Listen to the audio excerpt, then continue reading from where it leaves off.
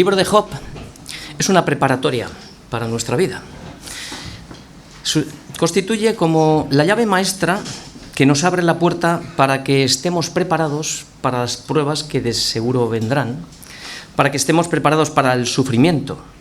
Y todos sabemos que la unión con Cristo conlleva la unión con sus sufrimientos. Esto creo que ya lo conocemos. Así que conocer a Cristo no solo es conocerle a través de su palabra y la comunión con la Iglesia y nuestra vida personal, sino que conocer a Cristo es también participar de sus sufrimientos. ¿Por qué? Pues porque a nosotros nos ha sido concedido, a causa de Cristo, que no solo creamos en Él, sino que también padezcamos por Él. Así pues, vemos que la entrada al reino de los cielos es como un campo lleno de minas que está sembrado de días de mucha tribulación. ¿Qué diferencia del evangelio que hoy se diluye, pretendiendo ser amable para que no moleste? Se presenta un camino de rosas sin sufrimiento, donde el justo todo le va a ir bien, al malo todo le va a ir mal. Solo los justos son los que prosperan y los malos, pues no. La Biblia está llena de innumerables ejemplos mostrando que esto no es así. Cuando escuchas que la causa de tu problema es absolutamente tu pecado, y ciertamente esto es así desde la caída del hombre, evidentemente también si vives una vida desordenada y practicas el pecado, pues no hay mucho más que decir. Esto es sentido común. Pero no siempre en el cristiano las pruebas son causa directa del pecado, como ya hemos visto en diferentes ocasiones en el libro de Job. Y el ejemplo más cercano es lo que estamos viendo, Job mismo. A veces también se escucha que si no tienes más fe y te arrepientes de tu pecado, pues no te va a ir bien y tu enfermedad no va a sanar. Me vuelvo a referir a un caso estilo al de Job, aunque sea de menos grado. Os voy a contar una pequeña historia. Hace algunos años, una historia real, hace algunos años un hombre de fe, de 48 años, le entró un cáncer. Apenas le quedaban 3 meses de vida. Imagino cómo sería su tormento cuando ciertas personas de su propia iglesia, tipo Elifaz, Bildad y Zofar, le dijeron que la causa de su enfermedad era un pecado oculto que no había confesado y hasta que no se arrepintiera no iba a curar. Su deseo, claro, pues era saber cuál era su pecado para poder confesarlo, para poder sanar. Pero en su desesperación no hallaba cuál podría ser el pecado que le había contraído el cáncer. Deseando saber cuál era su pecado oculto, le trajeron un dossier de más de 50 páginas, tipo text, para que al leerlo se diera cuenta del pecado no confesado y lo marcara con una cruz. Esta lista llegó a caer en mis manos y con muy poco entendimiento hace tiempo, años atrás, me pareció ya abominable. Aquella lista había preguntas tales como si había tenido relaciones con animales o había practicado zoofilia, etcétera, etcétera. Esto, claro, aumentaba mucho más el dolor del enfermo. Él tenía una buena relación con Cristo y cuando se convirtió a Cristo se había arrepentido de todos sus pecados y Cristo le había perdonado. Sin embargo, los últimos meses sentía una presión acusadora de sus amigos. Nunca encontró ese pecado oculto del que le acusaban. Su dolor fue doble. Por un lado, la metástasis que recorría todos los huesos de su cuerpo y cada vez que se le movía gritaba. Solamente la morfina podía paralizar el dolor. Y el otro dolor era la continua acusación de sus amigos. 3 meses después murió. Su alma fue llevada directamente a Cristo. Él era un hombre de fe y dio testimonio de su fe hasta el final de sus días, de lo cual yo soy testigo. ¿Cuántos errores cometemos por falta de discernimiento y de conocimiento de Dios? ¿Y cuánto dolor muchas veces infringimos a las almas que sufren sin saber la causa directa de su enfermedad? Cuidado con los diagnósticos que a veces hacemos. Cristo nos ha perdonado de todos nuestros pecados, pasados, presentes y futuros, pero eso no quiere decir que tengamos licencia para pecar. ¿Qué pues diremos? ¿Perseveraremos en el pecado para que la gracia abunde? En ninguna manera. ¿Por qué? Porque los que hemos muerto al pecado, ¿cómo viviremos aún en él? Esto quiere decir que cada día debemos de disponer el corazón para examinar nuestros caminos y arrepentirnos de nuestra maldad. Tampoco quiere decir que si andamos desordenadamente, Dios no nos va a llamar la atención. Por supuesto que si eres hijo lo hará, como el buen padre lo hace por el hijo que ama. Dios permite las pruebas. ¿Para qué? Para penetrar en el interior de nuestro corazón y arrancar toda la confianza en nosotros mismos y aprendamos a buscar a Cristo y a depender completamente de Él y no de nuestra propia opinión. Por eso debemos de saber que la causa de las pruebas son los propósitos eternos que Dios ha preparado anticipadamente para nuestra vida. Bien, podrían ser hacernos más maduros, probar nuestra fe, bien sea por causa del pecado directo, para limpiarnos de nuestra maldad o para prepararnos para lo que vendrá y en el futuro presentarnos sin mancha delante de Él. Si las pruebas no serían necesarias, como ha dicho el Señor, si las pruebas no tendrían un propósito bueno y santo, si éstas no fueran para nuestro bien, jamás hubiera Dios entregado la vida de Job en manos de Satanás para ser probada. ¿Qué es lo que quiere el Señor? Dios quiere vasos vacíos, para que aprendamos a depender de Dios y no de nosotros mismos. Y aunque Dios le dio el título de varón justo a Job, lo mismo que a ti y a mí nos haya imputado su justicia, esto no significa que ni Job, ni tú ni yo, seamos sin pecado. Sabemos que en nuestro corazón albergamos pecados ocultos que no conocemos. El mismo Job, lo vemos que al final del libro confiesa este mismo hecho. La prueba fue necesaria. Y como es para bien, pues trae grandes beneficios, porque eso es lo que dice el libro de Romanos, que todo es para bien. ¿Qué le pasó a Job? Se dio cuenta de hablar cosas que no entendía, sin embargo la prueba le fortaleció su fe en la paciencia. Conoció al Señor desde el valle de la sombra y de la muerte, como antes no le había conocido. Descubrió que en su debilidad defendía su inocencia ignorantemente y no tenía que hacerlo. Conoció también la bondad y la misericordia de Dios como antes no la había conocido, y fue también un instrumento que Dios usó para restaurar a sus acusadores, a sus amigos. Y finalmente Dios quiso, remarco, porque Él quiso restituir todo lo que había perdido. Ahora bien, si las cosas hubieran terminado en el capítulo 2, cuando dijo, recibiremos de Dios el bien y no recibiremos de Dios el bien y el mal no lo recibiremos, pues ¿qué hubiera sucedido? Pues que no hubiera visto la prueba completa del Señor, que es su misericordia y su compasión. Habría hecho el efecto contrario en su vida, que sería fortalecer la raíz de su propia justicia, alimentar su autosatisfacción, y habría tenido motivos suficientes para así seguir confiando en sí mismo y el fin del Señor no lo hubiera alcanzado. Además, añadimos, el corazón de Job todavía no había sido preparado para exclamar, he aquí yo soy vil, ni había aprendido todavía a decir, yo me aborrezco y me arrepiento en polvo y ceniza. Y ya no hizo más preguntas. Bien, pues hasta aquí lo que hemos visto ha sido la intervención, hasta el capítulo 10, hemos visto la intervención de Elifaz, que es el mayor de todos. Toda su acusación a Job la basó en la experiencia y en revelaciones personales. El segundo fue Bildad, su acusación la basó y la apoyó en la tradición. Y el tercero, que hoy comienza, es el más pequeño de los tres. Su nombre es Zofar.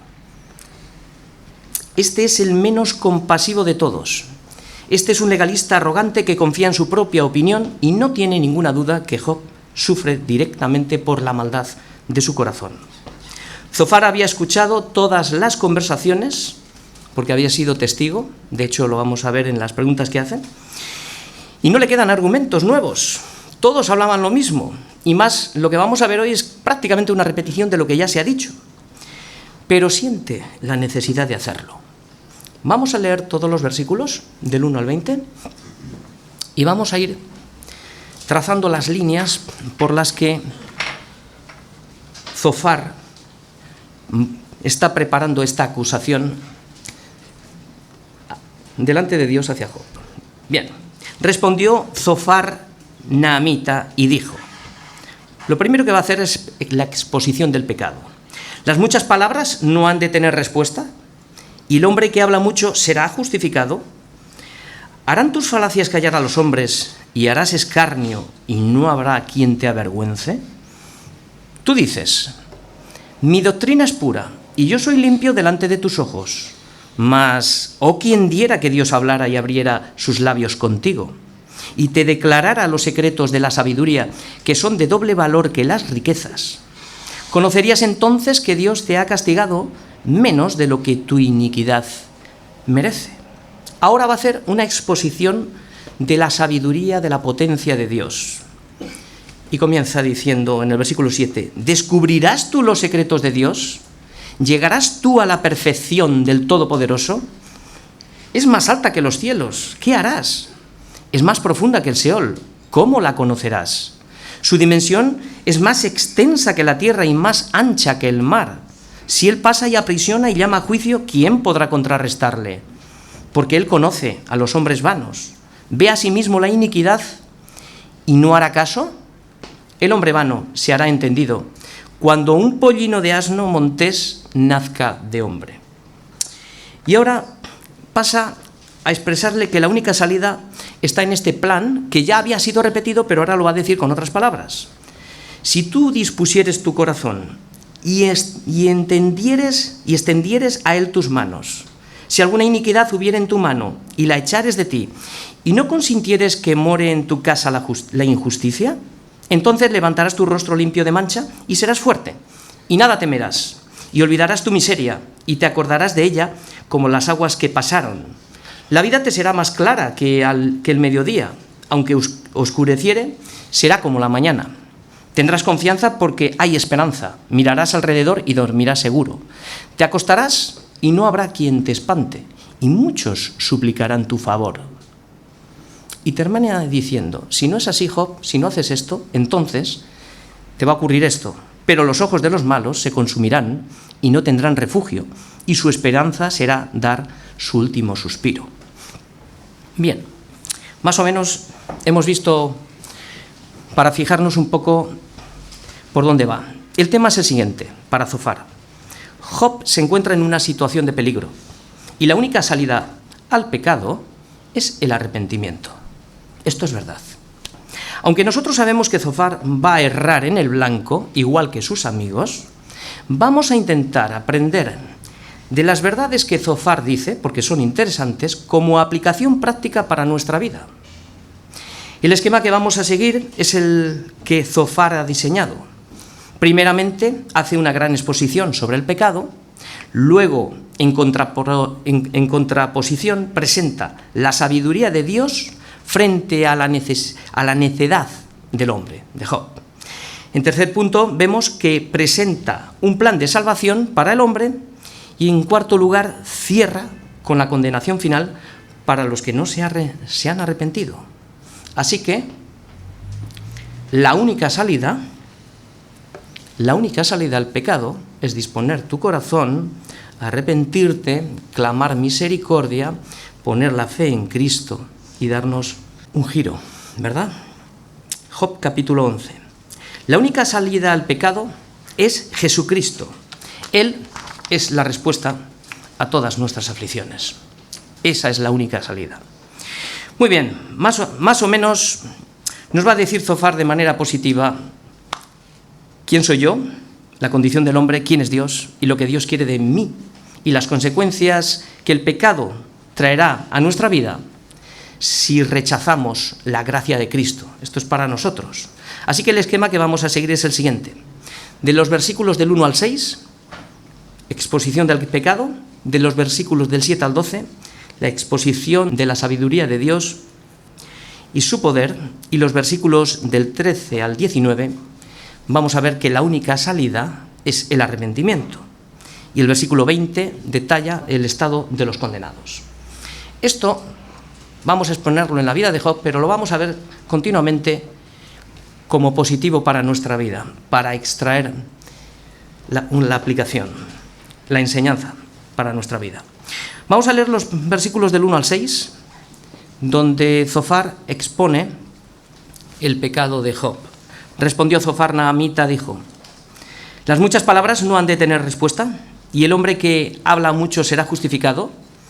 ¿Harán tus falacias callar a los hombres? ¿Harás escarnio y no habrá quien te avergüence? Tú dices: mi doctrina es pura y yo soy limpio delante de tus ojos. Mas oh, quien diera que Dios hablara y abriera sus labios contigo, y te declarara los secretos de la sabiduría, que son de doble valor que las riquezas. Conocerías entonces que Dios te ha castigado menos de lo que tu iniquidad merece. Muy bien. La intervención de Zofar no aporta nada nuevo. Su carácter es impetuoso, como estamos viendo. Su teología es legalista, fría y mecánica. Su concepto en cuanto a la aplicación de la justicia y la falta de discernimiento y la ausencia de cuidado pastoral le hace confundir las palabras de un alma sufriente con la palabrería de un charlatán. Esto es lo que produce a Job mucho más dolor. Así que tenemos la primera acusación. Más o menos lo que dice en esta primera acusación a Job es que sus palabras son falsas, sus palabras son vacías, sus palabras son innecesarias, son palabras de escarnio y además, no solo eso, sino que se justifica a sí mismo. Prácticamente le está llamando blasfemo y le está diciendo que es un hereje porque la jactancia era un rechazo al pensamiento de la retribución. Viene a decir que Job es un malvado y exige que sea completamente silenciado, que se le tape la boca. ¿Por qué? Porque las muchas palabras no han de tener respuesta. Hay que cerrar la boca a Job, porque no hace más que justificarse. Por eso pregunta: ¿el hombre que habla mucho será justificado? Job ya había respondido en el capítulo 9 a esta pregunta que ahora se la hace después, diciendo que el hombre no puede ser justificado delante de Dios. Así que lo que Zofar dice que necesita Job es que sea avergonzado. Sin embargo, lo que Zofar no sabe es que Dios le había declarado justo y recto delante de él. Y al final, el que sale avergonzado es Zofar y no Job. Esto lo veremos al final. Así que vemos que la pelea de Zofar no es directamente con Job, sino indirectamente con Dios. ¿Cuántas veces por la falta de discernimiento nos podemos hallar peleando con Dios? Porque nos creemos lo que no sabemos. Aunque Job se queja y habla mucho y defiende su inocencia, ¿cómo eran las palabras que salían de la boca de un hombre sufriente que anhela a su Señor? ¿Se parecen a las tuyas o a las mías? Cuando quizá no estamos pasando, evidentemente, la prueba de Job, pero otras pruebas más pequeñas, porque las palabras de Job son la expresión de un herido de muerte que está agonizando, no son las de un charlatán. Sus palabras son, como hemos visto, de un amante que él, ignorantemente, se siente rechazado. Sus palabras son de un verdadero hombre de fe que lucha con un trágico destino y lo que está buscando es la luz, está buscando la salida del túnel. Y sus palabras son de un corazón quebrantado, de un luchador íntegro y auténtico.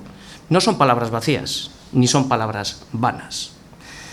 Y de manera positiva esto nos enseña lo que Cristo dijo. Porque las palabras vanas y todas las cosas malas, ¿de dónde salen?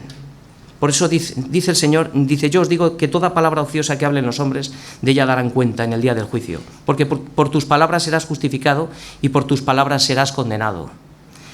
Esto mismo caerá sobre aquellas personas que de manera ignorante trabajan en este asunto, como Zofar. A veces el dolor nubla nuestro entendimiento y esto, lo tenemos que saber. Y nos hace decir a veces lo que no queremos decir. Job reconoció en el capítulo 6 que sus palabras habían sido precipitadas. Esto ya lo reconoció. Y Dios lo sabe, por eso es compasivo y misericordioso. Porque Dios mira el corazón y se acuerda también de nuestra condición. Se acuerda que somos polvo.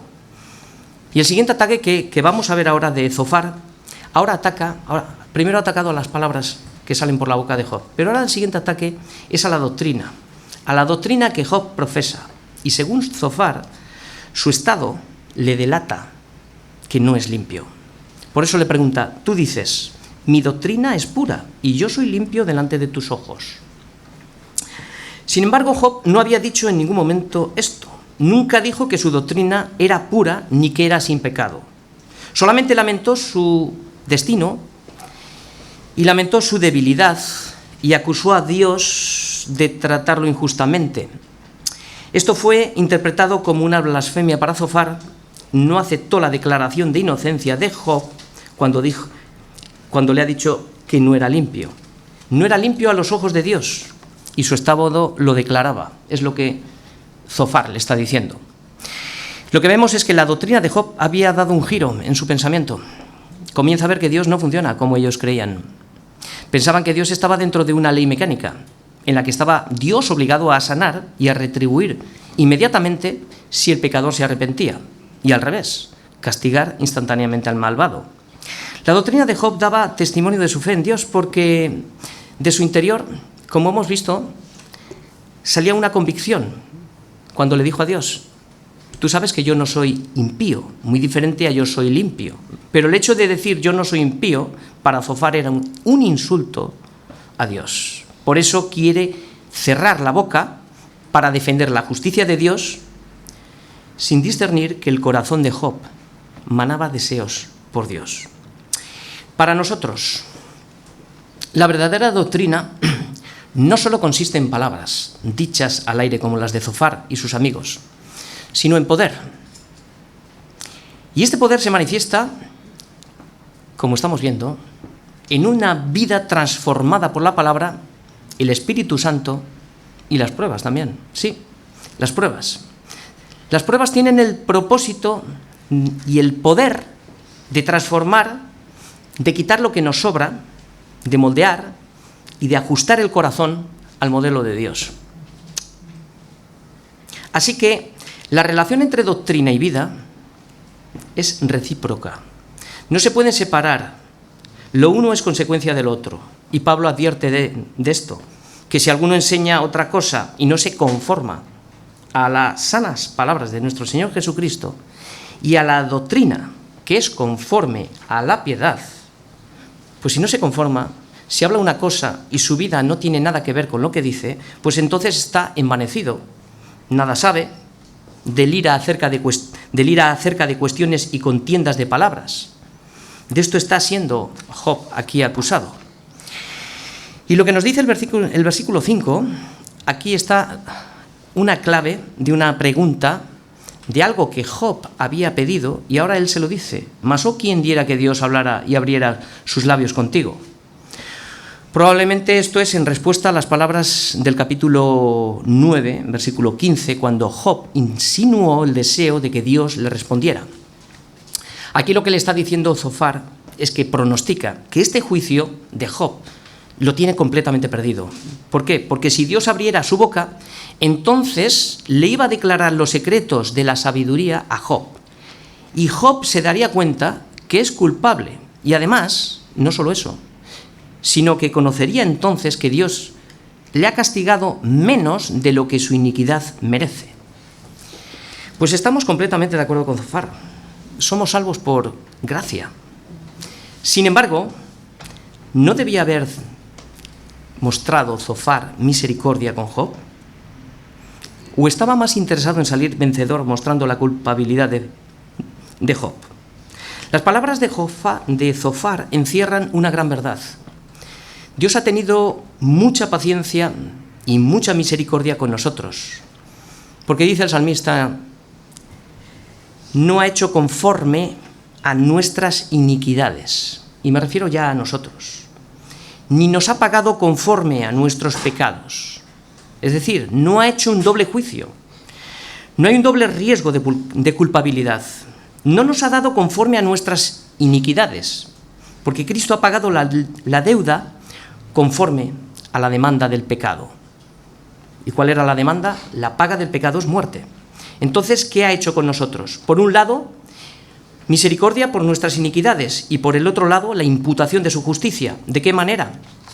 Poniéndose en nuestro lugar, pagando el precio de nuestros pecados en la cruz, derramando su sangre para que hoy nosotros pudiéramos presentarnos delante del Padre, habiendo sido imputada la justicia de Cristo en nosotros.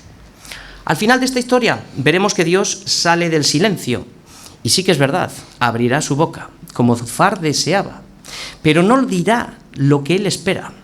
El Señor dijo a Elifaz, porque siempre habla al mayor, el mayor era Elifaz: mi ira se encendió contra ti y tus dos compañeros, o sea, también Bildad y Zofar, porque no habéis hablado de mí lo recto como mi siervo Job. Aprendemos que es Dios quien conoce el corazón de Job y el de sus amigos. El juicio es justo conforme al corazón, y Dios ve el corazón. Así que Zofar tenía razón. Si Dios nos declarara la maldad que hay en nosotros, conoceríamos entonces que Dios no nos ha castigado lo que nosotros merecemos. Nos ha castigado menos de lo que nuestra iniquidad merece. Y el mismo Zofar disfrutará también de esta misericordia, que no le va a castigar como su iniquidad merece, cuando Job interceda por ellos. Bien, hemos visto la exposición del pecado. Ahora vamos a ver la exposición de la sabiduría de Dios y de su poder, como lo hace Zofar. Versículos del 7 al 12. Y pregunta: ¿descubrirás tú los secretos de Dios y llegarás tú a la percepción del Todopoderoso? ¿Es más alta que los cielos? ¿Qué harás? ¿Es más profunda que el Seol? ¿Cómo la conocerás? Su dimensión es más extensa que la tierra y más ancha que el mar. Si él pasa y aprisiona y llama a juicio, ¿quién podrá contrarrestarle? Porque él conoce a los hombres vanos, ve a sí mismo la iniquidad y no hará caso. El hombre vano se hará entendido cuando un pollino de asno montés nazca hombre. Muy bien, pues ahora Zofar hace un despliegue de la sabiduría de Dios, en contraste con la vanidad de Job, que es lo que le está diciendo. Ahora bien, yo puedo decir palabras elocuentes acerca de Dios. Puedo expresar la inmensidad de su poder, su majestad y potencia. Puedo hablar de todos sus atributos, sacar todos los versículos de la Biblia para exaltar el poder y la sabiduría de Dios y todos digan ¡wow! Ahora bien, si este conocimiento que tengo yo de Dios, después de haber expresado esto, no ha transformado mi vida, entonces significa que no le conozco y Él no me conoce. Lo único que tengo es información acerca de Dios. Porque el verdadero conocimiento de Dios produce una vida transformada, como ya hemos dicho. El primer fruto es el amor. ¿Por qué? Porque Dios es amor en su esencia. El amor es la esencia de su ser. Y cuando eres conocido por Dios, tu vida, la mía, destella amor. Y en esto consiste el amor. No en que nosotros hayamos amado a Dios, sino en que Él nos amó a nosotros y envió a su Hijo Jesucristo en propiación por nuestros pecados. Así que cuidado con hacernos maestros a veces. Más bien mejor proponte no saber nada, para que así podamos llegar a saber algo. No os hagáis maestros muchos de vosotros, sabiendo que recibiremos mayor condenación. Porque ¿de qué nos sirve tener toda la sabiduría? ¿De qué nos sirve tener todos los misterios y conocer mucha ciencia? Y tener una fe que incluso pudiera mover montañas. Pero es que si no tengo amor, dice Pablo, que de nada me sirve, ni a mí ni a los demás. Vengo a ser como un metal que resuena o un címbalo que retiñe. Puedo hablar de mucha elocuencia. Puedo dar sonidos al aire, pero no tienen consistencia. ¿Por qué? Porque no es recíproco. Solamente son palabras. No hay poder de transformación. A los zofares se les llena la boca acerca de la grandeza de Dios, pero se les escapa cuán miserables son. Y es que es sentido común, ¿no? Si yo tengo una visión enorme de Dios, esto me tendría que dar una visión enorme de mí, de mi pecado. Y me daría cuenta que cuanto más conozco la grandeza de Dios, más debiera de conocer la miseria que soy. Porque, como hemos siempre dicho, si conozco a Dios, me conozco a mí, ¿no? El mayor despliegue que podemos hacer de los atributos de Dios es a través de una vida transformada, que se manifiesta en que ahora todo lo que hago, lo hago de corazón y para la gloria de Dios. Fuera de esto, son todo palabrería. Si nos acogemos a la ley de Dios sin haber sido transformados por el Espíritu Santo, nos convertimos en auténticos verdugos, sin discernimiento. Porque con la ley en la mano los fariseos trajeron a Jesús una mujer sorprendida en adulterio y le preguntaron a Jesús, según la ley Moisés, dijo que a estas personas, a la mujer adúltera, había que apedrearla. ¿Tú pues qué dices? Esto era una retribución mecánica. Pero Jesús fue más allá de la ley para mostrar los caminos que anteceden al juicio, mostrando su amor y su misericordia, dando oportunidad para el arrepentimiento. La prueba también fue para los fariseos, porque consistió en que el que primero estaría sin pecado tirara la primera piedra. ¿Y qué pasó? Que esas palabras de Jesús les redarguyeron por su pecado. O sea, fueron confrontados. ¿Pero qué hicieron? Se fueron. Qué pena que no se quedaran. Porque la misericordia también era para ellos si se hubieran arrepentido. Hubieran recibido también el perdón, como la mujer adúltera, pero se fueron. Lo que vemos es que la misericordia triunfa sobre el juicio, y eso no quiere decir que los que resisten el Evangelio no van a ser juzgados en el día postrero. De momento Dios tiene paciencia para dar tiempo al arrepentimiento, pero al final Dios va a juzgar los secretos de los hombres. ¿Descubrirás tú los secretos de Dios?, dice Zofar. ¿Llegarás tú a la percepción del Todopoderoso? Job había dicho ya en el capítulo 9:32, porque no es hombre como yo para que yo le responda y vengamos juntamente a juicio. Así que la verdadera sabiduría consiste en reconocer nuestra ignorancia delante de Dios. Luego Zofar, como vemos en los versículos del 8 al 9, presenta la sabiduría de Dios, pero la hace inalcanzable para Job. Y dice lo siguiente: es más alta que los cielos, ¿qué harás? Es más profunda que el sol, ¿cómo la conocerás? Es más extensa que la tierra, es más ancha que el mar. Es imposible, Job, no la vas a conocer. Y nosotros decimos, gracias a Dios que se ha revelado acercándose a nosotros a través de Jesucristo y nos la ha dado a conocer. Porque el hombre por sí solo jamás hallará los secretos de Dios. Nadie puede conocer al Padre si no es a través de Jesucristo. Y como vimos en la anterior predicación, en la última del pastor Tony, en Efesios, Dios reveló a Pablo los secretos escondidos antes de la fundación del mundo y oraba para que entendiésemos este misterio. Así que Dios nos ha revelado ese misterio y esa sabiduría de la que Zofar dice que es inalcanzable. Y decía que para que seáis plenamente capaces de comprender con todos los santos cuál sea la anchura, aquí vienen las medidas parecidas, longitud, profundidad y la altura, y de conocer el amor de Cristo que excede a todo conocimiento, para que seáis llenos de toda la plenitud de Dios. Como vemos, a los zofares se les llena la boca y vemos que no alienta a Job. Vemos que las palabras de él no trae consuelo. Más bien, este tipo de personas incitan al espanto al decir, si él pasa, aprisiona y llama a juicio, ¿quién podrá contrarrestarle? Piensa bien si quieres venir a un juicio delante de Dios, porque si no lo sabes, Dios es juez, Dios es fiscal y Dios es jurado. Y además, no solo eso, sino que tiene el poder para encerrar para siempre. Así que si Job se quiere presentar delante de Dios, lo que le está diciendo es que es un completo insensato. Esto lo que nos enseña es que habrá un juicio, que Dios es el juez y que tiene el poder de echar el alma al infierno de aquellos que no se hayan arrepentido y se hayan puesto a cuentas con él. Esto es para nosotros. Y finalmente, en el versículo 12, lo que estamos viendo, estas palabras que son difíciles de entender, es un insulto en forma de proverbio que el asno montés representa, es un animal indomable y obstinado. Y lo que le está diciendo a Job es que es indomable y es obstinado.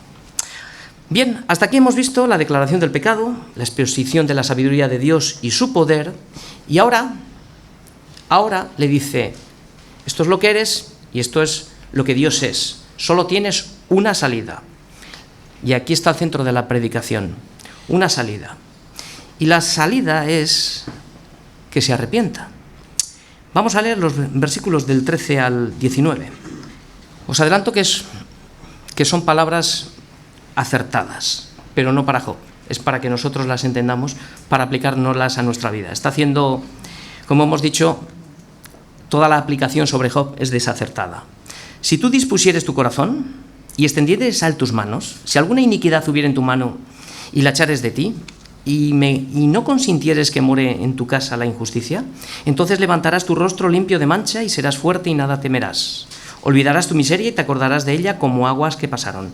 La vida te será más clara que el mediodía. Aunque oscureciere, será como la mañana. Tendrás confianza porque hay esperanza. Mirarás alrededor y dormirás seguro.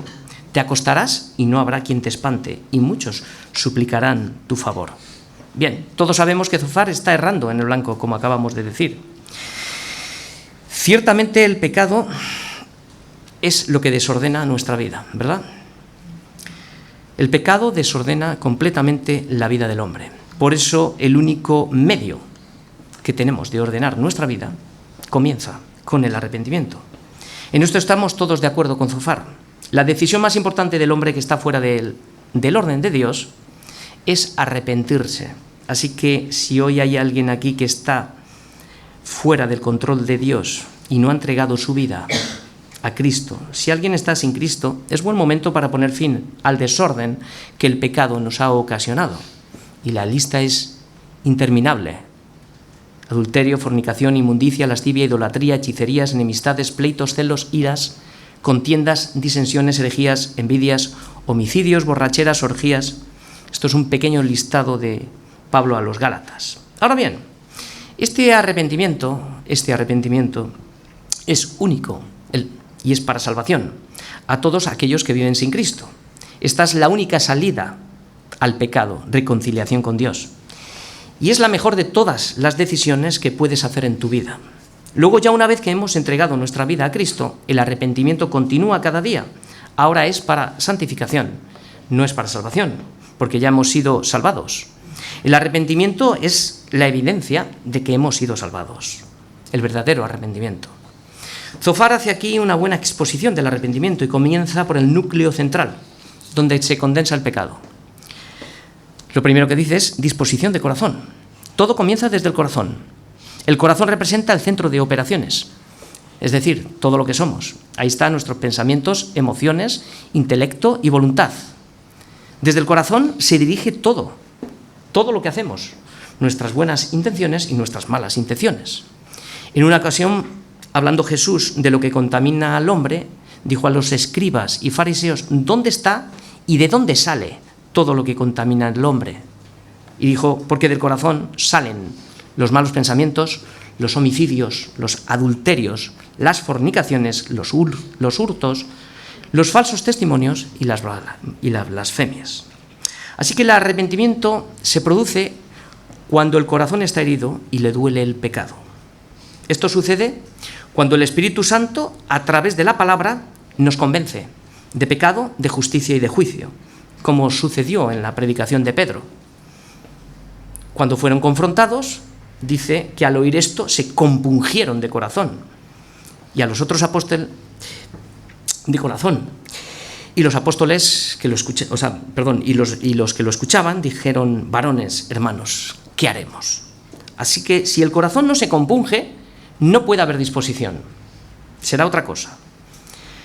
Si el corazón no está compungido ante la predicación y te convence de pecado, no hay una disposición para el arrepentimiento. Por eso la pregunta clave que hicieron después de esto es ¿qué haremos?